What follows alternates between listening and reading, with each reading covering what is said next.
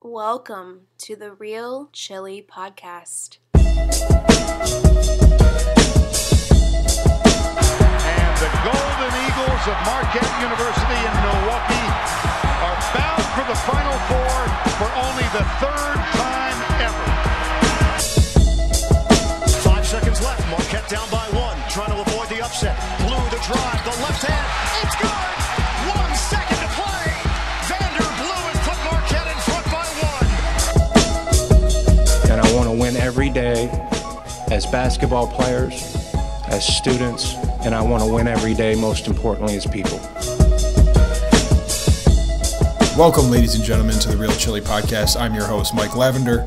I'm joined by Pete Worth and Brian Henry. Fellas, welcome to the show. Thanks for joining this evening. Mike, I wish I was in Hawaii right now canoeing with Jay Billis, but instead I just have to watch him and his weird beach walking interviews. 94 feet. Most importantly, of course, a disappointing loss for Marquette, but one that we can take a lot of positives from, I think. Right, Brian?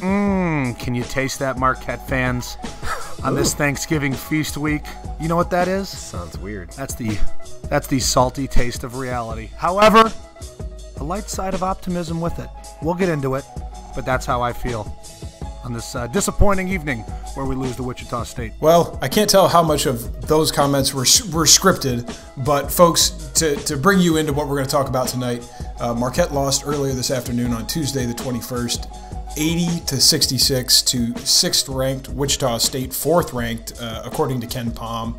It was a game where we were tied at halftime and put up a good fight. We battled for most of the first half, and then the game gradually slipped away, particularly at after the under 8 timeout. For me, there's a number of key takeaways for this game. One, we knew going in Wichita State was far and away the better team, and we expected to lose. At least we did on this pod. When the game swung for me, I think we knew we were going to have to rely on Marcus Howard and Andrew Rousey for significant offensive production, but we had hoped that Sam Hauser would be able to be that third leg of that tripod. And when he picked up 2 fouls within the first 3 minutes of the game and then picked up his third before the under 12 timeout, I think that dramatically changed our offensive scheme, and in the second half, Marcus and Andrew didn't have legs underneath them. Using your tripod analogy, I normally go triumvirate. I'm a little concerned with but I agree with you. The Holy Trinity? Yes. It's very plain and simple. Sam can't get in foul trouble like that. It wasn't a pretty picture. He can't get in foul trouble like that, and it was devastating offensively. Props to Marcus and Andrew for still being able to get shots off and score. But Pete, it's plain and simple. He can't afford to get in foul trouble like that quickly. He can't. And when he goes out of the game, our offense is kind of just Andrew Rousey and Marcus Howard dribbling around the perimeter. Yeah. Or coming off ball screens and trying to create their own shot. Relying on those two only to create and make basically every play is something that you can rely on to beat mediocre teams, but you can't have that, and you can't have just those two contributors against top 10 teams, that's for sure. And especially when it's one thing, right, neighbor, when it's against lesser competition, but when it's in the middle of 3-game stretch, back to back to back. I mean, I was looking, our 3-point shooting percentage in the second half of that game, I was blown away, 23.5%. So it just looked like their legs were tired. I don't know if they weren't getting enough lift. There were open shots. We knew Wichita State was a bad, hadn't performed defensively from the 3-point line. And we had our shots. They just did not drop. And I don't know how much, Brian, some of that was due to tired legs. But Rousey and Howard just can't carry this team against quality opponents like Wichita State. I don't think it was a situation of tired legs. Pete and I were talking before we started recording. They got good looks. Jamal Cain had opportunities to hit open threes. Sakar Annam did. At this point of the season, now what those guys will turn into, who knows? Maybe they will get to that point. But they had their looks today. The combination of Hauser, Cain, and Annam went 1 for 9. Just those 3 guys. Now, as a team average, I think we had our looks today. I think if 3 more of those go in, it changes the complexion of the game. Don't know if we necessarily win, but we had our opportunities today, Pete. Yeah, Brian was stealing from Wojo's quotes in in the post-game press conference I see right there. Well, I feel like the head coach might have a few smart things to say, so it's probably we should possibly glean some insight from him from time to time. I'll let you take care of all the gleaning. I will.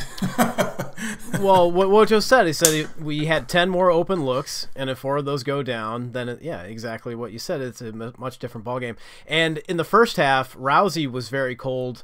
I think he had only had maybe 7 or 8 points in the first half, but not very good from the field. I think he had more than that. I think he had almost 17 points in the first half. No, that was Howard. I'm talking about Rousey. Oh, I'm sorry. Yeah, Marcus Howard. Yeah. Marcus Howard was incredible in the first half. Yeah. But Rousey had about 3 or 4 of those shots that he usually knocks down that rimmed out. And even with Sam Hauser with 3 fouls right off the bat, we could have easily had a lead going into that first half against the 6th-ranked team in the country. So, I mean, I was pretty pleased with the performance. Obviously, they kind of wore us down the stretch, but I was very happy that we gave them all they could handle for 17 minutes of that game. Brian, I got a question. Well, I got a question for both of you, and this is something I've been thinking about.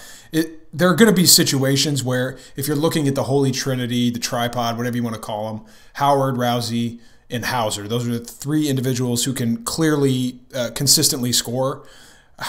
Did Wojo adjust appropriately, or what was the adjustment when one of those guys, this case being Hauser, went out? I mean, what adjustments does need to be made, or is it just, okay, other 2, create? I mean, it's pretty clear what our recipe for success is, and it hasn't really changed since we saw the team really kind of remake itself offensively a year ago. It's up and down play, ball movement, pace, and space. Pete, you said it before we started. We are a team that is ball dominant by 2 5'10" players, and I think we still hung, as you just said, we hung around in the game even with just those 2. To your point, Mike, I don't think there was, when you say adjustment, Sakar Annam was the next guy off the bench. He got to play more minutes. Yeah. Sakar, as I look at it on our box score here, Sakar played 20 minutes in that game against the number 6 team in the country. And I'm not going to kill him. I don't think he looked out of place. No, he's not an elite shooter, and it became clear the way that they helped off of him and left him more open for shots. He could have made them play. Sakar could have been the hero today in talking about a much closer game. Those shots didn't go. He's got it. I'm glad, though, he got to play the minutes he played in a game like that. Sure, yes, it would have been better if Sam Hauser was on the floor, but that's what these early season games, I think these early season games are for, Pete. I mean, you got to get better, and a lot of guys, Theo John, we'll touch on him in a second, but Greg Elliott, Jamal Cain, these guys got to play some meaningful minutes against a very good basketball team. Sign me up for the Greg Elliott fan club, by the way. Go ahead, neighbor. Yeah, no, absolutely, and all 3 look like they belong, I think. Yeah. Theo John, maybe not so much in this particular game, but that's a very good front court with a lot of size from Wichita State. But even so, I mean, Theo John, a very good game against VCU. And to Mike's point, though, Pete, I mean, I don't think there was an adjustment to change the way we played with Sam going out of the game. It's just we have to play with a slightly less talented player at his position. Our roster forces us into a position where we can't make any changes. Right. Exactly. And that leads Rousey and Howard. You saw it in the second half when we were still right there, tie game, down 1 basket or whatever. Rousey started making some pretty bad decisions shooting the ball. Yeah. And that's because he thought that I'm not sure if, Howard was out for these possessions or what, but he knows that we rely so heavily on him that he's going to just eventually force some bad shots up. And unfortunately, it came when we were in the position to still win that ball game, and Wichita State was getting easy buckets and passing the ball really well and get for layups, and we were dribbling around the perimeter, taking bad threes, and that's kind of started the downward turn for Marquette. There was a stretch in the second half. Billis pointed it out. I forget the exact time mark, but it was about 5% possessions up and down. We shot from 20 feet and deeper every possession, and they shot from inside the paint and scored 3 or 4 times. Right. We missed all of ours, and Billis just said, look, Marquette's a 3-point shooting team. That's what they're going to do, but you're going to be prone to stretches like that. And against elite teams, you get burned. We got burned today. So transitioning a bit from the offensive to more of the rebounding and defensive, a couple of things stuck out to me, and we do want to talk about kind of defensive scheme. Marquette was slaughtered on the boards. That is a polite way of putting it. Holy smokes. Yeah, Wichita State grabbed 42 boards. Marquette grabbed 25. It was a little bit closer on the offensive side, but 32-19 on the defensive end. So clearly Helt's in a position. Look, Wichita State, incredibly impressive. They could be a Final Four team. I was impressed by every guy they threw out there. Looked like the same guy, just incredibly athletic, in that 6'8" to 6'9" range. And we struggled getting boards, and when you're not hitting shots and you can't get boards, that's a recipe for disaster, and that's how it played out. I didn't see anything scheme-wise that caused me to worry about future steps. I thought Greg Elliott had some, he's got a nose for the ball. When you're that, slim and that young, and you can get 3 impressive rebounds against Wichita State, I mean, that's impressive. But I don't really think rebounding was a key in this game. Wait, what? I really don't, because when Marquette misses, 24 3-pointers? I think. True. And that's the reason why that box score is so askew. I mean, Wichita State had 10 offensive rebounds. We had 6. So, the margin there is minimal. I think it's just the nature of the way that the game played out is the way that is the reason for them having so many more rebounds in the box score. And to that point, Pete, who wasn't on the floor, who's one of our best sneaky offensive rebounders? Number 10. Yeah. He did an unbelievable job in the first game of the tournament against VCU, getting in between bigger players and grabbing offensive rebounds. Sam wasn't out there for most of the game. Again, not saying we win the game if he is out there more, but that is scoring was a big deal we just talked about in the first half of the pod. He wasn't out there to rebound the ball at all in the second half of it. Well, that's clearly an area where Theo John, who at 6'9" and the physical presence that he is, this was the first game he didn't foul out, so we're making progress with Theo John. But clearly there was no progress with Theo John. No, well, he didn't foul out, so I'm going to take that as progress. Fouling with illegal screens.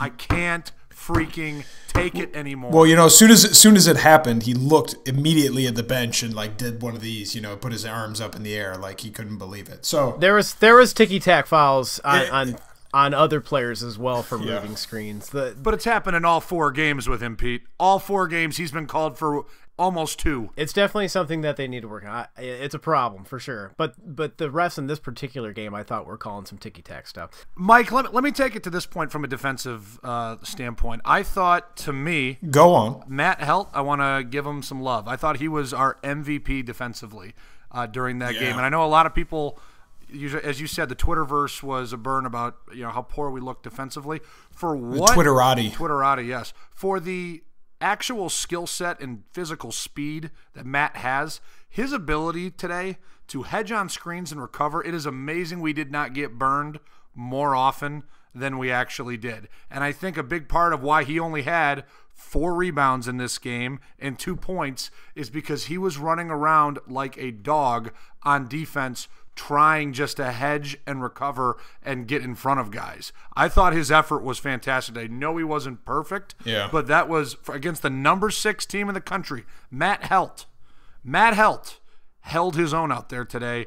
I can't say enough good things about his effort. He keeps getting better and impressing me. I want to discount him every time, but man, he did a nice job defensively today. Nina's finest, and actually, before tossing to the neighbor, Helt had 6 rebounds, 6 total rebounds, 4 personal fouls and 2 points.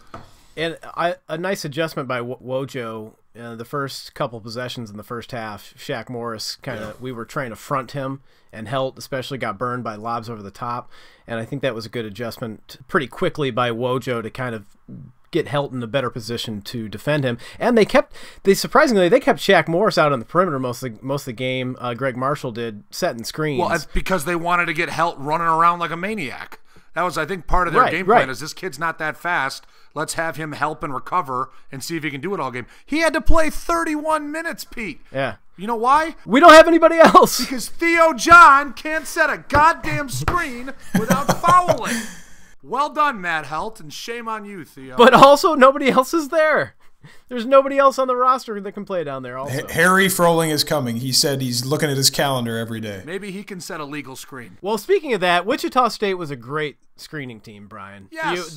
You had to been so aroused, as you like to say, from Wichita State. Keep it PG. Keep it PG. Anybody that can set a screen without fouling is good in my book these days. Well, and they're a number of top 10 team for a reason, and a national championship contender for a reason. I mean, that is a deep team with a lot of size, and everybody on that team could pass. Rashard Kelly was their MVP with 10 rebounds, 8 assists, those 2 enormous blocks on Sakar back-to-back on that follow-up. And so just a very deep I don't know where he finds those guys, but it was impressive how deep they were. I want to talk a little bit before we wrap up. We just got a couple minutes left here to kind of look forward and take what we learned from this game about this team and how you think it's going to apply, in the rest of the non-con and the Big East, big picture stuff. So Marquette plays tomorrow, probably today by the time you're listening to this, Wednesday, November 22nd. We tip off at 8 p.m. Eastern Time.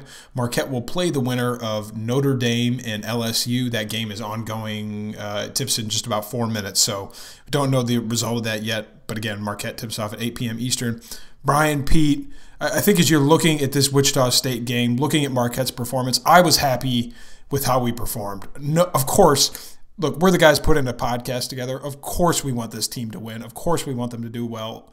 But they showed effort. I thought they battled throughout, and they were just overmatched. A lot of similar themes from the Purdue that we saw in the Purdue game. But Brian and Pete, I want to know if you saw the same things or how you're going to take what you learned from today and apply it going forward. Mike, despite your hateful thought on my opening comments, I will go back to them. I think this is just reality, and I don't say that in a negative way. We are a team that relies on 2 5'10" guys to dominate the ball. All right, we are a jump shooting team, a very good three-point shooting team. There will be stretches where we struggle to make shots, and against elite teams, we will have a tough time winning when that happens. I don't think that's going out on a limb. I don't think that's, breaking news. That's just reality. This was a game, Pete, and I think you're right. If we played this team 10 times, I think there's a scenario where Marquette shoots their way into a win. Sure. And I think definitely when they have Froling, it changes. This team with another big does look more interesting, and as that gets closer, we do have to consider that. But I don't think this is anything to panic about, but at the same time, it's about what we thought would happen. So no panic button for you either, neighbor? No. I enjoyed the performance. And let's face it, I mean, we are very reliant on Marcus and Andrew, but those two played really freaking good again, especially Howard in the first half was hitting everything. I mean, tough contested shots. I mean, from the threes from the corner. He needs to get more calls down low when he goes down low. Don't misconstrue this. Those are NBA caliber finishes. I'm not saying those guys belong in the NBA, but the degree of difficulty on some of those shots, that is wow. Yeah, well, and Brian, you mentioned that Marquette's going to get Harry Froling. Wichita State's going to get Marcus McDuffie back too, which is a pro prospect, and their leading scorer and rebounder. So this just shows you how talented they are.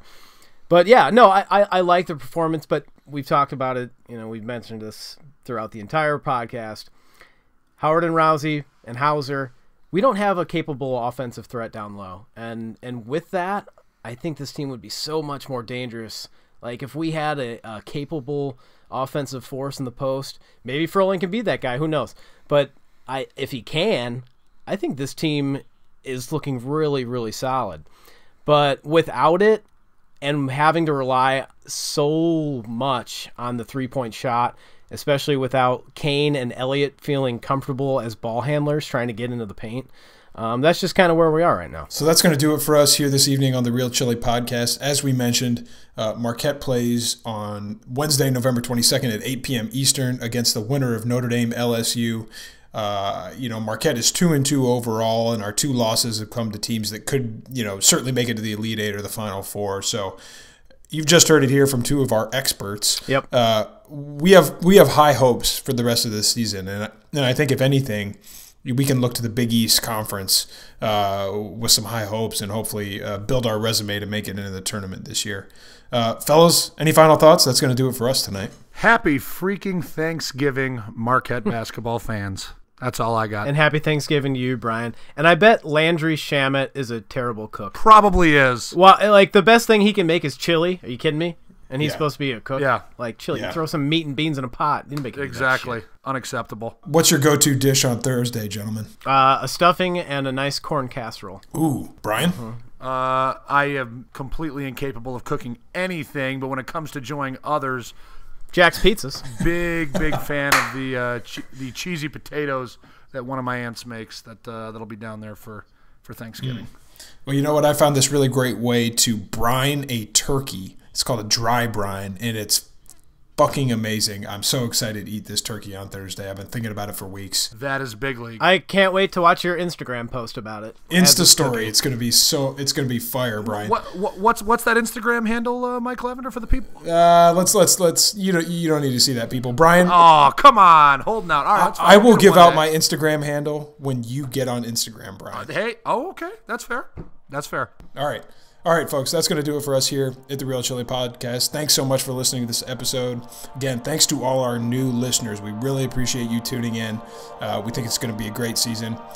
So with that, we'll talk to you all soon. Thanks so much for listening to this episode of the Real Chili Podcast.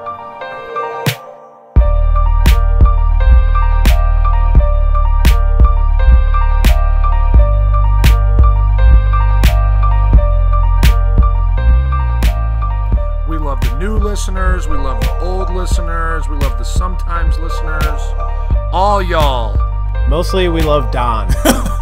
Yeah, shout out to Don, number one listener of the Real Chili Pod, and Shamoon, Freddie Shamoon. Oh, yeah. Shamoon's a listener. Shout out to San Diego. He's truly bringing the pod coast to coast. Javier in Chicago is a big listener. Let's just name all of our listeners one by one. I think we already did. That's all of them. Sports.